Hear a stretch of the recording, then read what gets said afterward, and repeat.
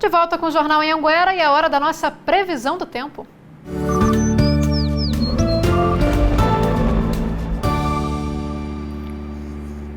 Camila Castro está aqui comigo. Camila, boa tarde para você. O que tem de novidade para hoje? Olá, Thalia, boa tarde para você, boa tarde para todo mundo. Olha só, ainda está fazendo um friozinho, principalmente quando estamos na sombra.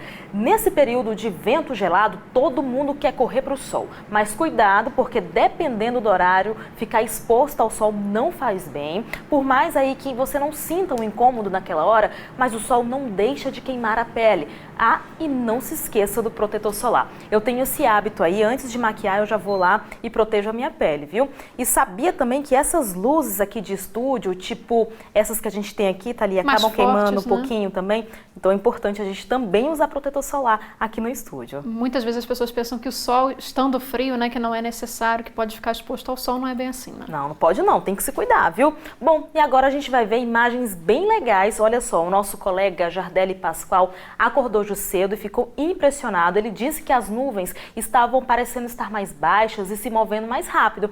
Ele achou diferente e mandou pra gente. Realmente o céu estava lindo e com bastante nuvens, o que não é muito comum para essa época do ano, que geralmente é um céu mais limpo, típico de inverno. E falando em inverno, esse é o último mês de frio, porque a partir de setembro começa a primavera e é quando as chuvas devem voltar. Vamos saber então como é que fica o tempo aqui para o nosso estado. Vou abrir agora o nosso telão interativo e olha só, na região central a máxima aumentou um pouquinho de ontem para hoje, máxima de 32 graus, assim como na região leste que passa dos 30, mas aqui em Lusiânia o tempo ainda fica bem fresquinho, praticamente não esquenta muito não.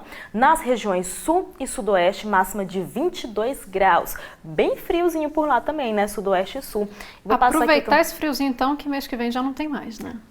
Tá acabando, gente, então tem que aproveitar mesmo. Quer saber como é que fica aqui no entorno? Então vem agora que eu vou te contar. Olha, faz tempo que os moradores de Cristalina não tiram casaco, mínima de 12 graus. Essa temperatura aqui, ó, já faz um tempinho que tá desse jeito, né?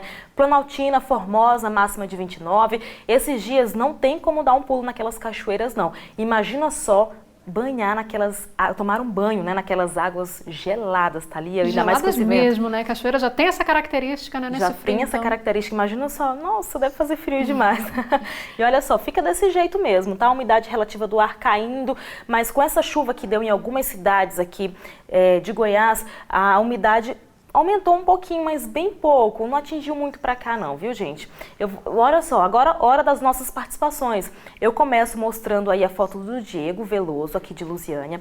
Ele tirou essa foto no Lago Corumbá 4 e olha que lindo esse contraste de cores. Essa é uma técnica de fotografia, né, que é chamada contraluz e fica linda demais. Eu adorei essa foto, obrigada, Diego. E tem participação lá de Águas Lindas, o Felipe Silva estava fazendo aquela caminhada que é para os corajosos às 6h30 da manhã, nesse frio, hein, gente, fazendo caminhada, mas numa boa companhia tudo fica bem mais fácil, né? Ruim é fazer atividade física sozinha, né, Thalia? Aí complica mais. Mas tem que ter disposição, né, Camila? Tem acordar que ter cedo, disposição. com esse frio para ir correr, né? Para ir correr realmente é para os corajosos mesmo. E olha, para encerrar tem essa obra de arte aí da Larissa Barbosa, é o Nascer do Sol, ali perto do terminal rodoviário, onde tem essa imagem do Cristo. Olha que foto linda. E é com essa foto inspiradora que eu encerro com fé, viu, gente? Hoje ainda é quarta-feira, final de semana tá longe e a gente continua atualizando durante essa semana aí a previsão do tempo. E com essas fotos que a gente vê como é que o pessoal tá de pé cedinho, né? Todo mundo mandando Nascer do Sol pra gente. Nascer do Sol, pôr do sol. Gente, são fotos lindas, né? Continua mandando pra gente, tá bom? É isso. Tá certo, Camila. Obrigada mais uma vez pela sua participação. Amanhã você tá de volta aqui com a gente. Tô sim. Tchau, tchau. E veja a seguir a história de um morador de Valparaíso que conseguiu emprego depois de sair às ruas com um cartaz pedindo por uma oportunidade. Tem ainda as vagas de estágio aqui na região e o quadro No Fim das Contas. Quer participar do Jornal Anhanguera primeira edição? Então presta atenção aí nessas dicas.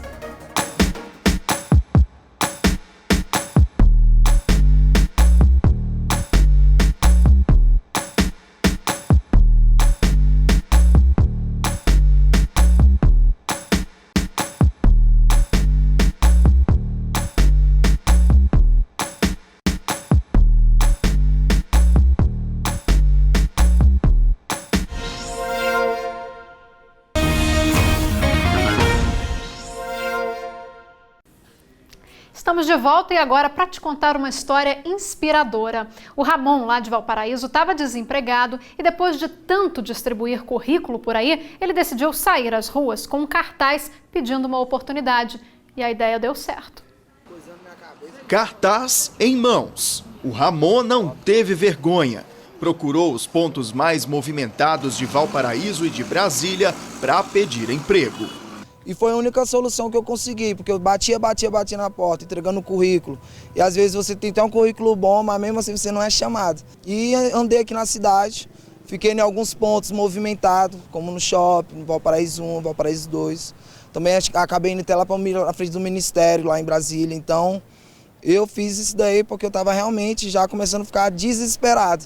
Na informalidade, a saída encontrada por ele foi vender balas no trânsito durante o dia e, em algumas noites, despontar como cantor. Com isso, a renda da família variava entre R$500 e R$700, valor que já não era mais suficiente para pagar todas as contas, especialmente depois do nascimento do segundo filho há pouco mais de um mês. Que é um jeito assim muito complicado de trabalhar, é o sobe e desce, muito desgastante, tanto psicológico quanto a saúde, né, do corpo mesmo. E é isso, tava lutando ali, correndo atrás da balinha, a gente não pode ficar parado. Foram quase 3 anos desempregado. O Ramon fazia parte de um grupo de brasileiros que hoje chega a quase 13 milhões. É o grupo dos desempregados. Mas eu disse que fazia porque a realidade dele é outra. Ele está empregado como auxiliar de vendas. E a contratação veio justamente depois que as fotos dele segurando o cartaz viralizaram na internet. Foi através de um amigo em comum, né, que postou o status, e pelo status nós vimos e tentamos entrar em contato com o mesmo. E a partir daí marcamos uma entrevista e logo em seguida ele já fez o teste e está começando aqui com a gente. Hoje, o Ramon já faz parte de um outro grupo, o de pessoas que conseguiram emprego neste ano no estado de Goiás. Em maio foram geradas mais de 2.500 vagas. Já em junho, outras 2.000 novas oportunidades deixaram o estado com a 6ª melhor média do país e a 2ª da região centro-oeste. No acumulado dos 6 primeiros meses deste ano, já são 27 mil novos empregos. Vale a pena você ter uma atitude de positividade, graças a Deus recebi muitas mensagens também, de falando, nossa, me deu força. Parabéns, atitude bonita, poucas pessoas fazem isso, mas eu faria de novo, porque eu acho que as pessoas têm que honrar o compromisso, né? Você tem o seu compromisso, você tem que honrar o compromisso. E eu desistir nunca. Desistir jamais. E ainda falando de emprego, de oportunidade, tem vagas abertas para estágio aqui no entorno. Estão sendo oferecidas 62 vagas de estágio em Cidade Ocidental. As oportunidades são para alunos que estão cursando pedagogia, jornalismo e publicidade e propaganda. Para concorrer à vaga, os interessados devem fazer a inscrição pelo site do IEL. Para mais informações, é só acessar ielgo.com.br/estágio ou cidadeocidental.go.gov.br. As informações também podem ser repassadas por telefone no 3601-3615 ou 3622-4252 e também no 99658-0879. Boa sorte!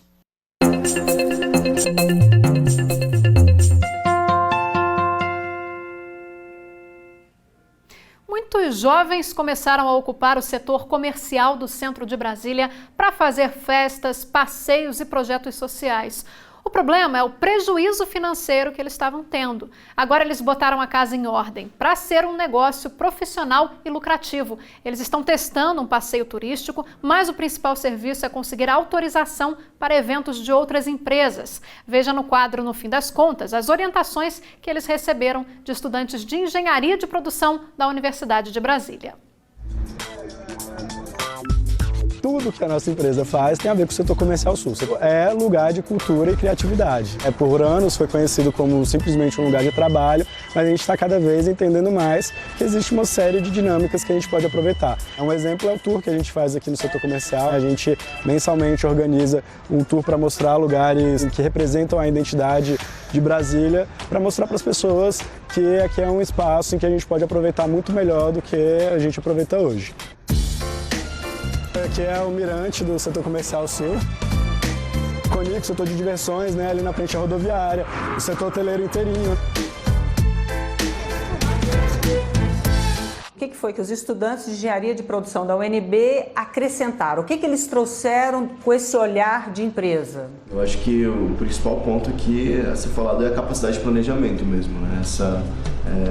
Identificar o que queremos fazer e planejar dia após dia, semana após semana, para ir pensar a longo prazo. E eles até tinham um tipo de planejamento, mas era um planejamento muito abrangente. Então é um planejamento para o ano todo, do início até o final, com uma meta clara, e não tinha aquelas metas pontuais a cada mês, a cada bimestre. Então o pessoal se perdia muito no caminho até chegar lá à meta final. Então acontecia esse negócio de fazer festas desprevenidas a qualquer tempo, e com esse planejamento que a gente fez, que foi mais pontual, cada mês, com metas mais claras e de curto prazo, deu um direcionamento melhor também que antes não tinha. Quer dizer, então, que esse quadro de planejamento anual não existia? Não, o quadro foi depois do planejamento que a gente fez com os meninos, e o quadro ele guia basicamente a nossa ação hoje, né? Dos nossos modelos de negócio e um dos que são mais permanentes, contínuos, é justamente a autorização dos espaços públicos que a gente faz as atividades. Quer dizer, então, que vocês já começaram a focar qual é o trabalho de vocês. A gente vinha numa dinâmica em que aparecia uma oportunidade de fazer um evento no meio da semana, e no final da semana a gente já fazia o evento, ficava aquela coisa, né, meio maluca, e a gente não tinha, né, acabava de vez em quando ganhando, outras vezes perdendo. Dinheiro. Teve prejuízo nessa empresa. Que tipo de dica que vocês deram? A gente entende que às vezes a gente tem um produto de venda um pouco mais fácil, que ele consegue garantir o mínimo que a gente precisa para rodar. Então vamos focar numa mínima venda dele, para depois, em paralelo, a gente estar correndo com eventos maiores que podem dar um lucro maior para a gente. E saber onde é que quer chegar é importantíssimo, né? Exato, porque não dá para você planejar uma coisa se você não entende o que ela é, para onde ela vai, o que ela espera, tanto ela, tanto os sócios, quanto as pessoas que trabalham, né, os membros daquela empresa. E chegou uma hora que precisava virar uma empresa, funcionar como uma empresa. A gente sempre teve viemos de coletivos, né? A gente tem essa origem, né? Mas que para pagar as contas no final do mês, para pagar a luz, para pagar comida, para se manter, a gente precisava organizar esse processo.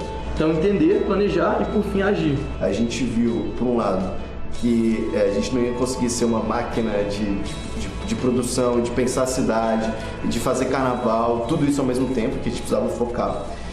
E saber jogar o jogo que a gente se propôs a jogar. E sobreviver. Sem fugir da essência. Exatamente. Vamos lá, repassando os principais pontos para ter uma empresa bem administrada. Você tem que ter uma missão e um futuro pela frente. Você tem que saber para que você criou essa empresa. Para oferecer que tipo de produto, para quem, que tipo de cliente e de que jeito. E aonde você quer chegar com essa empresa? E aí você pode pensar grande. Você pode, por exemplo, ter uma empresa de alimentação que ofereça produtos saudáveis a baixo custo. E você pode virar uma franquia. Isso é o futuro que você pode imaginar pela frente. Objetivo principal. No seu planejamento anual, é importante você saber o que você quer fazer ao fim de um ano. Qual o ponto que você quer chegar? Por exemplo, dobrar o faturamento. Bom, mas aí para atingir esse objetivo lá do fim do ano, você tem que ter as metas de curto prazo para ir em etapas avançando, e elas têm que ser quantificáveis. Sabe o que é isso? Você tem que conseguir medir para avaliar bem se você está caminhando bem para atingir aquele objetivo no fim do ano. Metas de curto prazo. Depois, é importante ter também uma divisão de tarefas, porque senão fica aquela bagunça, todo mundo faz de tudo, ninguém sabe muito bem quem faz o quê. É importante definir os papéis de cada um da equipe dentro da sua empresa para ter uma rotina de trabalho e para ganhar em produtividade. E por fim, controle financeiro. O básico. Você tem que saber quais são os seus custos para avaliar se você está tendo lucro. Senão, você vai pagar para trabalhar. Pensa. Dúvidas? Quer me contar a sua história? Me mande um e-mail no fimdascontas@redeglobo.com.br. Tchau, pessoal. Até a próxima. O Jornal Anhanguera termina aqui. Na sequência tem o Globo Esporte. Outras notícias aqui do entorno você acompanha ao longo da nossa programação no Anhanguera Notícias. E eu faço um lembrete. Hoje o Jornal Nacional começa às 7:55 da noite. Para você, uma boa tarde e até amanhã.